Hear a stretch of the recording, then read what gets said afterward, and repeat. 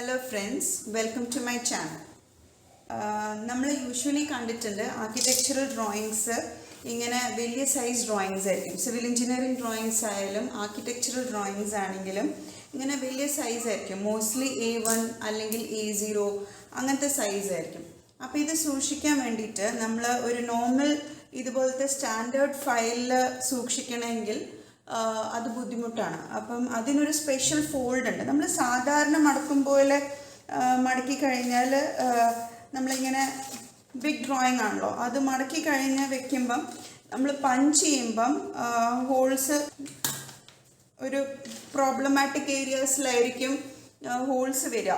അപ്പം ഒരു പ്രത്യേക രീതിയിലാണ് ആർക്കിടെക്ചറൽ ഡ്രോയിങ്സ് ഫോൾഡ് ചെയ്ത് ഫയലിംഗ് ചെയ്യുക. അപ്പം നമുക്ക് ഇന്ന് ആ ഒരു മെത്തേഡ് കാണാം. അപ്പോൾ സൈസ് റെഫറൻസിന് നമുക്ക് ഇതുപോലെ ഒരു A4 ഷീറ്റ് എടുക്കാം. എന്നിട്ട് ഞാൻ ഫയൽ മാറ്റി വെച്ചോട്ടെ. എന്നിട്ട് ഈ A4 ഷീറ്റ് റെഫറൻസ് ആയി വെച്ചിട്ട് നമുക്ക് ഇത് ഫോൾഡ് ചെയ്യാൻ തുടങ്ങാം. നമ്മൾ ലെഫ്റ്റ് സൈഡിൽ നിന്നാണ് ഫോൾഡ് ചെയ്യാൻ തുടങ്ങേണ്ടത്. അപ്പം നമ്മളെടുത്ത് റെഫറൻസിന് ഒരു ഷീറ്റ് ഇല്ല എങ്കിൽ നമുക്ക് നമ്മളെ കൈ അടയാളം എടുക്കാം. അപ്പം നമുക്ക് മേ ബി എൻ്റെ ഒരു കൈ വെച്ച് നോക്കുകയാണെങ്കിൽ എനിക്ക് ഒരു ഫുൾ ഹാൻഡും 4 ഫിംഗേഴ്സും എടുക്കുമ്പം ഏകദേശം ഒരു A4 ഷീറ്റിൻ്റെ ലെങ്ത്ത് കിട്ടും. ഒരു 1 ഫുൾ ഹാൻഡും 4 ഫിംഗേഴ്സും എടുക്കുകയാണെങ്കിൽ A4 ഷീറ്റിൻ്റെ ഫുൾ ലെങ്ത്ത് കിട്ടും. അതേപോലെ വിഡ്ത്തിന് വേണ്ടിയിട്ട് എൻ്റെ ഒരു ഫുൾ ഹാൻഡാണ് A4ൻ്റെ വിഡ്ത്ത്. അപ്പം ഞാൻ യൂഷ്വലി കൈ വെച്ച് നോർമലി മടക്കുക ചെയ്യുക. അപ്പം നമുക്ക് തുടങ്ങാം. അപ്പം ഞാൻ ഇവിടുന്ന് 1 ഹാൻഡ് എടുത്തു, 4 ഫിംഗേഴ്സ് എടുത്തു. ഈ ഒരു പോയിന്റ് വെച്ചിട്ട് ആദ്യം ഹൊറിസോണ്ടലി മടക്കാം. ആദ്യം ഹൊറിസോണ്ടലി അപ്വേർഡ്സ് മടക്കുക.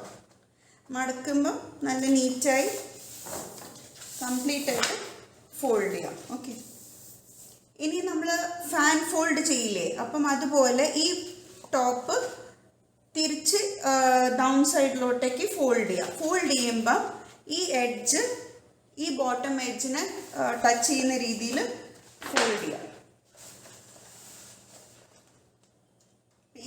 ഈ പോയിന്റ് മാച്ച് ചെയ്ത് നമ്മൾ ഫോൾഡ് ചെയ്തു. ഓക്കെ, ഇനി ഇത് ലെങ്ത്ത് A4ൻ്റെ ലെങ്ത്തായി.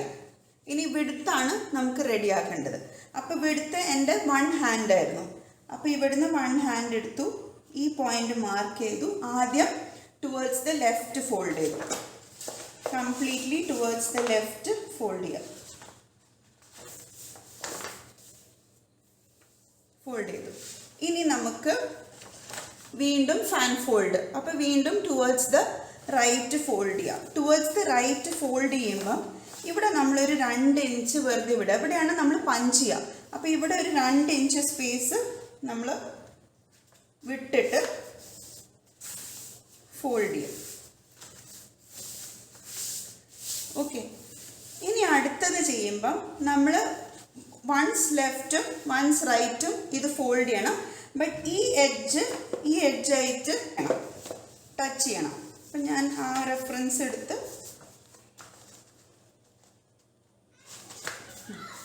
ഇത് റെഡി ആയില്ല.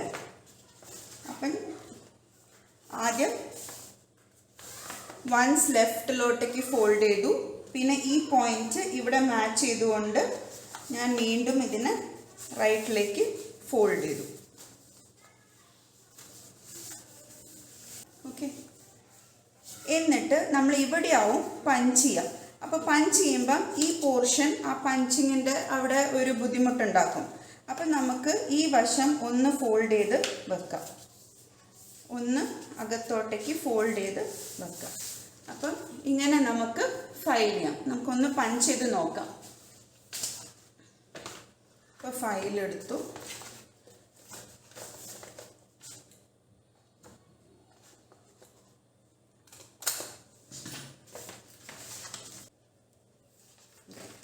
ഇങ്ങനെ ഫയൽ ചെയ്തു. എന്നിട്ട് ഇത് എനിക്ക് ഈ ഫയലിൽ വെച്ചിട്ട് തന്നെ റെഫർ ചെയ്യണമെങ്കിൽ ഈ ഫയലിൽ നിന്ന് ഈ ഷീറ്റ് റിമൂവ് ചെയ്യാണ്ട് നമുക്കിത് ഫുൾ ഓപ്പൺ ചെയ്യാം.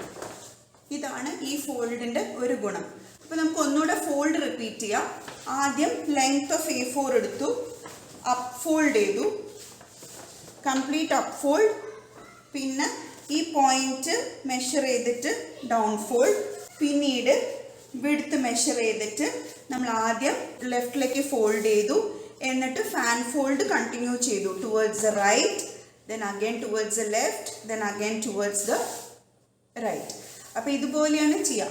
ഒരു ആർക്കിടെക്ചറൽ ഡ്രോയിങ്സിൻ്റെ ഡീറ്റെയിൽസ് എഴുതുമ്പം like drawing number, project name, drawing ടൈറ്റിലൊക്കെ എഴുതുമ്പം ഈ ഒരു ഭാഗത്ത് എഴുതുവാണെങ്കിൽ എന്ന് വെച്ചാൽ ഈ ഒരു ഏരിയയ്ക്ക് അകത്ത്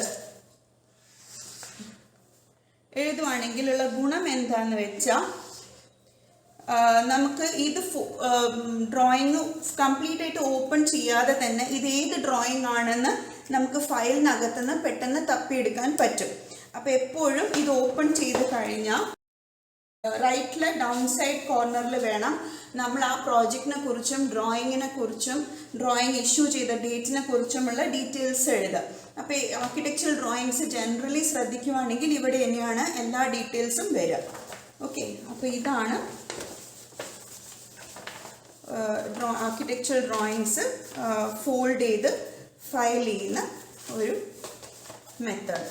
ഓക്കെ, അപ്പോൾ ഇന്നത്തെ വീഡിയോ ഉപകരിച്ചു എന്ന് വിചാരിക്കുന്നു. വീഡിയോ ഇഷ്ടമായെങ്കിൽ ഈ വീഡിയോ ലൈക്ക് ചെയ്യുക, ചാനലൊന്ന് സബ്സ്ക്രൈബ് ചെയ്യുക, കൂടെ ആ ബെൽ ഐക്കണും കൂടെ ഒന്ന് പ്രസ് ചെയ്യണേ.